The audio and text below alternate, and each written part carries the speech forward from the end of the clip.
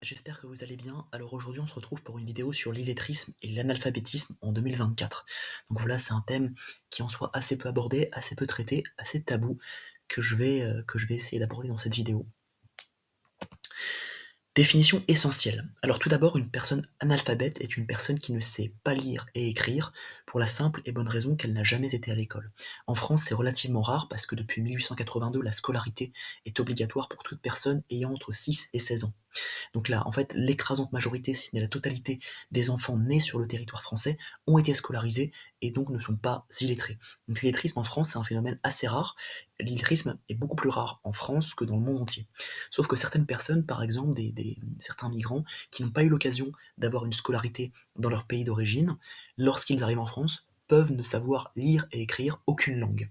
En l'occurrence, par exemple, s'ils ont été victimes de guerre, de famine, ou parce qu'ils sont de sexe féminin et que la scolarité est interdite aux femmes dans leur pays d'origine, ils peuvent ne pas savoir comment écrire leur langue. Donc ça, c'est très problématique. Donc voilà, l'analphabétisme, c'était très répandu il y a quelques siècles, parce que pratiquement personne ne savait lire ni écrire, seuls les gens instruits, les moines, etc. savaient, mais la plupart de la population, notamment avant l'essor de l'imprimerie, ne savait pas lire ni écrire, parce que voilà, ils n'en avaient tout simplement pas besoin.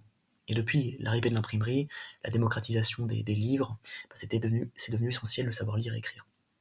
Ensuite, aux antipodes de ça, il faut marquer une différence avec l'illettrisme.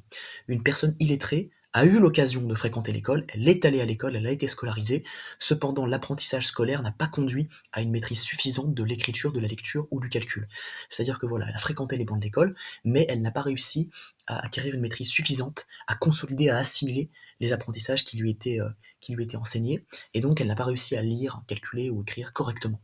Comment dire, l'illettrisme peut aussi se créer, se consolider au fil du temps. C'est-à-dire que progressivement, la personne, imaginons, ne lit plus, n'écrit plus, et donc elle va progressivement oublier comment lire et écrire. Ça peut être par manque de confiance en soi, par manque de pratique. Voilà, elle ne lit plus, n'écrit plus, donc au bout de quelques années, les apprentissages vont finir par disparaître. Voilà, sa maîtrise va finir par s'estomper et elle va ne plus savoir comment lire et écrire. Donc souvent, cet illettrisme est accompagné d'une forte honte, d'un sentiment de culpabilité. Les personnes vont s'épauler sur quelqu'un dans leur entourage auquel elles font confiance, qui sait lire et écrire. Elles en auront toujours besoin, et puis elles vont faire preuve de créativité pour trouver des excuses qui justifient leur incapacité à lire ou à écrire. Donc, par exemple, je n'ai pas de stylo sur moi, je n'ai pas mes lunettes donc je n'arrive pas à lire, je suis fatigué, enfin des excuses en tout genre qui vont essayer de voilà, justifier le fait qu'elles ne savent plus lire ni écrire. Donc elles vont souvent s'épauler sur quelqu'un de confiance qui pourra lire à leur place. Mais c'est vrai que c'est très handicapant, c'est assez peu reconnu, parce qu'effectivement, on peut avoir honte de dire qu'on ne sait plus lire, on peut se sentir nul, on peut se sentir complètement délaissé, en marginal par rapport à la société. Et donc c'est pour ça que l'illettrisme, c'est un tabou de société, mais ça devrait être pris beaucoup plus au sérieux. Quelques chiffres. 758 millions de personnes ne savent ni lire ni écrire dans le monde selon l'UNESCO.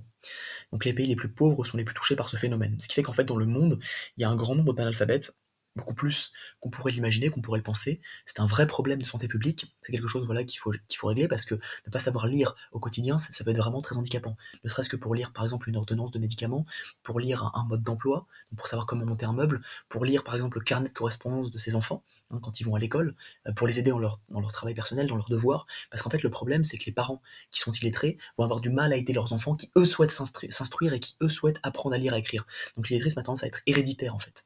Donc c'est pour ça que c'est un vrai handicap, peu reconnu, mais qui pourtant peut s'avérer vraiment très prééminent, très conséquent au quotidien.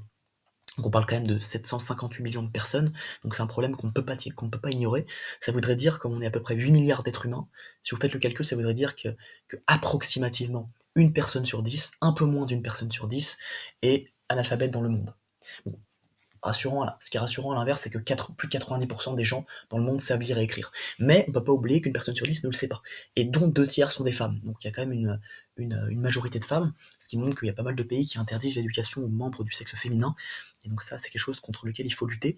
Par ailleurs, l'UNICEF lutte contre l'analphabétisme en instruisant les enfants des pays pauvres, défavorisés ou en développement.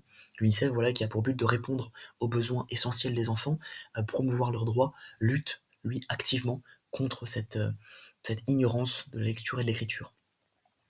Donc voilà, ce qu'il faut mentionner, c'est que les femmes et les pays les plus pauvres, les habitants des pays les plus pauvres sont les plus touchés par ce phénomène, qui n'est pas marginal, contrairement à ce qu'on pourrait penser, et qui représente un véritable handicap dans la vie de tous les jours. Euh, Voilà, en tout cas, j'espère que cette vidéo vous aura plu. J'ai essayé, voilà, de traiter le problème de l'analphabétisme et de l'illettrisme. Et puis, je voulais aussi mentionner plusieurs choses. Les causes, au niveau des causes de l'analphabétisme et de l'illettrisme. Donc on a, par exemple, le fait que le pays soit donc pauvre en développement. On a, comme j'ai dit précédemment, le sexe féminin. On a le fait que le pays soit touché par une famine, par des guerres, qui empêchent l'accès à l'instruction. On a beaucoup de raisons. Et ce qu'il faut aussi mentionner, c'est que, comment dire, l'analphabétisme représente un handicap durable, permanent. C'est possible d'apprendre à écrire, à lire quand on est adulte, mais c'est plus complexe que lorsqu'on est enfant. Voilà, bon j'espère qu'en tout cas cette vidéo vous aura plu, et je vous souhaite en tout cas une bonne soirée.